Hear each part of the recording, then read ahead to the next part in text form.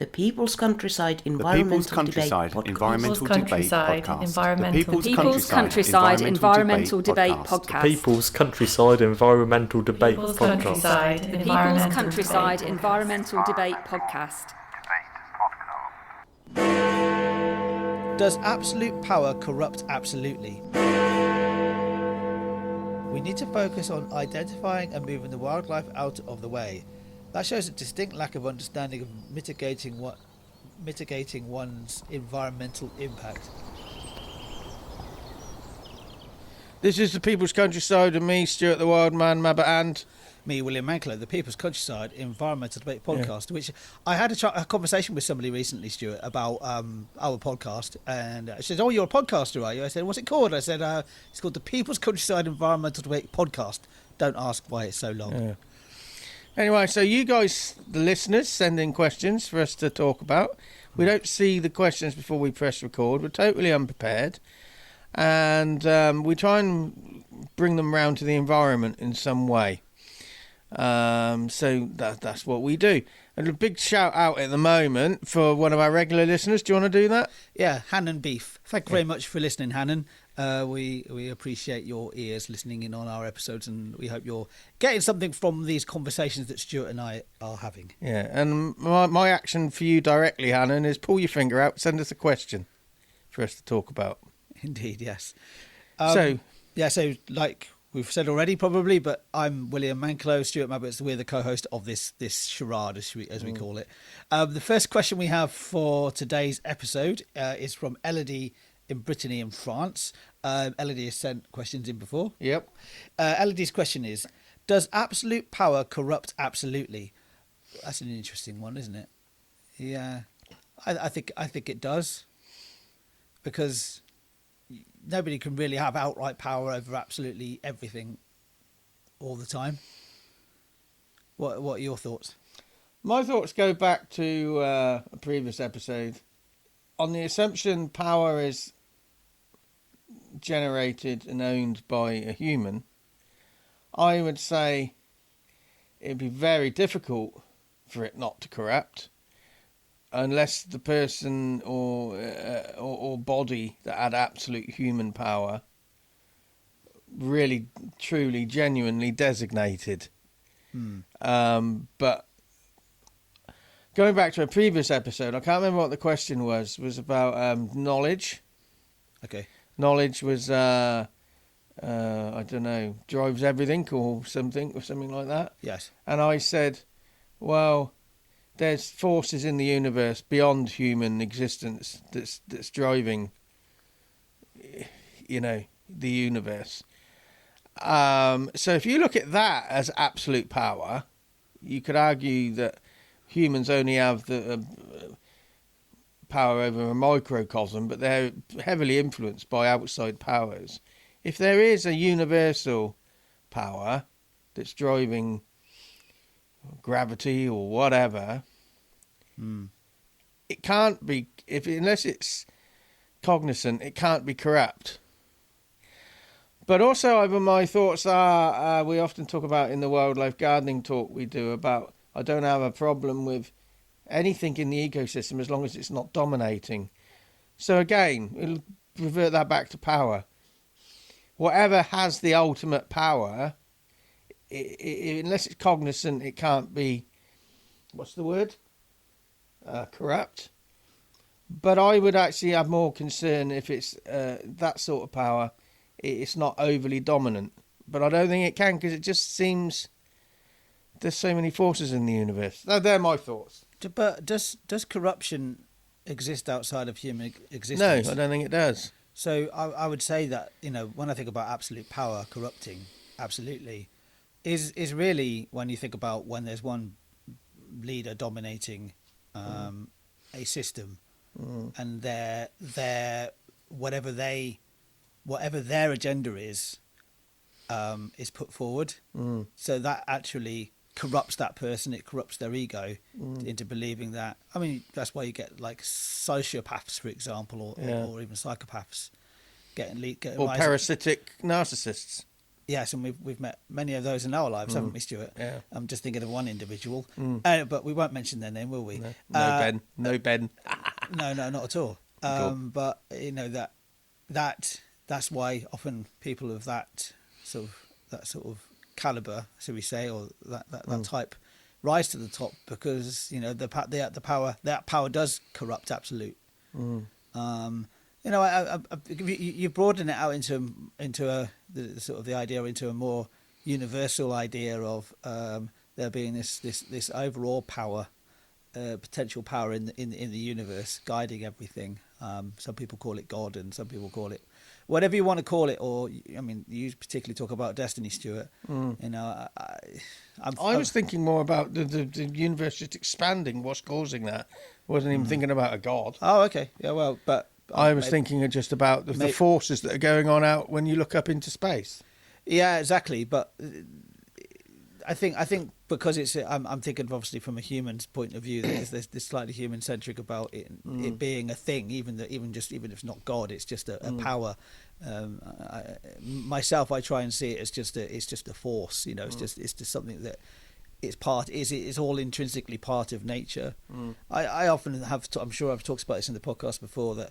We think about the environment of nature. We think about the trees and the environment outside the door, outside our window. But Mars is very much part of nature as anything else. It's still a natural thing, and it's all part of the natural order, as it were. Yeah, just to clarify, I wasn't necessarily talking about God. I was talking about the forces in the universe generally. The metals, the gravity, galaxies moving towards and away from each other, and the fact that the universe is meant to be expanding. Whatever's behind that. Yeah. I wasn't necessarily thinking about a God. I see what you mean. Yeah. I think that was. I understood that. But I sort of then sort of extrapolated it out to sort of thinking about how somebody else might think about this universal power, as it were.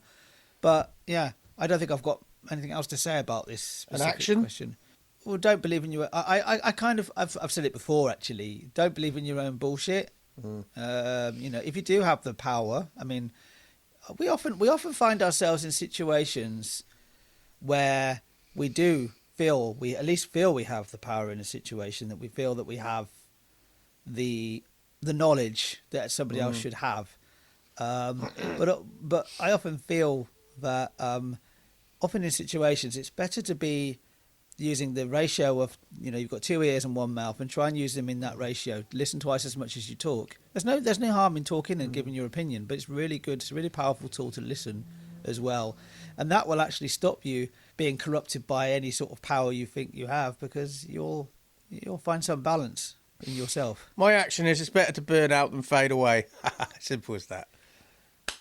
Anyway. Moving on. Yeah, moving on. Debs' question from Didcot, Oxfordshire. Yeah, she scares you. She terrifies me for some reason. I don't know why. Anyway, I've never met Debs before, but I might have walked past her in the Orchard Centre. Yeah, you might have seen her at the local zoo. I don't know. You might be in the gorilla department. I don't know. You built her up into some sort of monster. Yeah, she might have stood next to me at Bristol Parkway, at Didcot Parkway Station. I would never have known. No. Anyway, Debs, thank you for your question, and I'll try not to be scared of you in the future. Debs' question then. Someone from Thames Water, when talking about the potential new Oxfordshire reservoir, said, "We need to focus on identifying and moving the wildlife out of the way. That shows a distinct lack of understanding of mitigating one's environmental impact." Yeah, it does. Yeah, it always astounds me how we think, we can move these animals to another place. Well, so straight away it just strikes me as that it is just public relations, and it's clearly somebody who doesn't have a clue about biological stuff. Yes. Trying to appease us. But this reminds me, I have no idea where it was. It was somewhere in the countryside, and there was some building work going on, and all the builders needed to park somewhere. So they opened this gate and parked on this very ancient wildflower meadow. Drove all over it for 6 months and knackered it. And the owner of the building company said, "Don't worry, we'll put a load of grass seed down afterwards. It'll be just as green as it was before."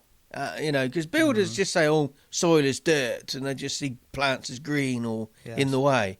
Yes. And I just thought, well, you shot yourself in the foot there, because you gave you gave botanists an opportunity there, because there's this theory that for every 100 years a piece of land is left, you get 5 new species colonising it. So it's not a case of it being green, it's just the diversity of plants. Yes. And when I did see this quote from somebody from Thames Water, move wildlife out of the way.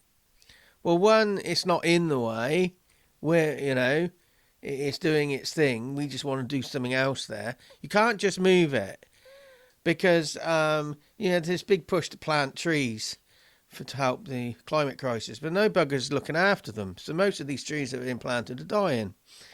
So if you move these species, these mitigation measures, nobody's really doing any research to see, are they surviving 10 years later? Did they survive that move?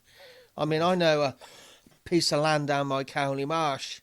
It was surveyed up by Oxford Boys School, and they wanted to build on it. And there were some rare moths found. Yeah. So they could only build on half of it. Yeah. And I know exactly what you're talking about. And I know the ecologist who did the survey. So he prevented the development. But if you go back now, those moths don't exist, because that field is now too small. And because it's right next to a housing development, people are walking all over it and are destroying the plants that the moths survived on. So even though the mitigation was put in place, okay, you can't build on this piece, it didn't really, the thing didn't survive. They were trying to protect. Yes. So yeah, I just think this is an ill-advised way of somebody in Thames Water telling us to fuck off, but actually giving us an opportunity not to fuck off. Yeah, it's corporate speak, isn't it? Yeah. I thought the way I would kind of surmise it. I was also thinking about, I don't know if this is an action per se, but we often get you to think about how we often class certain animals as being an urban something, like an urban fox or whatever. But they're not an urban animal. They're just the animals living and surviving in that area, and we've moved into their territory rather than us they're moving into our territory. Yep. And you've just got to think about living alongside these creatures. I know somebody who gets very upset about her tulips being eaten by muntjac deer. I'm sure I brought this up on the podcast quite a few times.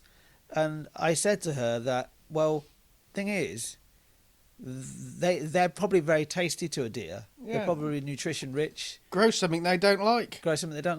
And if you grow something that you like, just be prepared that something will come along and eat them. Oh, it's my right to grow tulips. Exactly. But you don't have any rights. You don't know. No, exactly. Yeah, that's the thing. And so, stop trying to see things as urban things. I have a lot of love for these creatures that people look down upon. Things people like foxes or pigeons or crows is a great example. Or do you remember Becky from Wembley saying about? There's a question that was sent in. That's not her real name. We know it is between us. So we Stuart.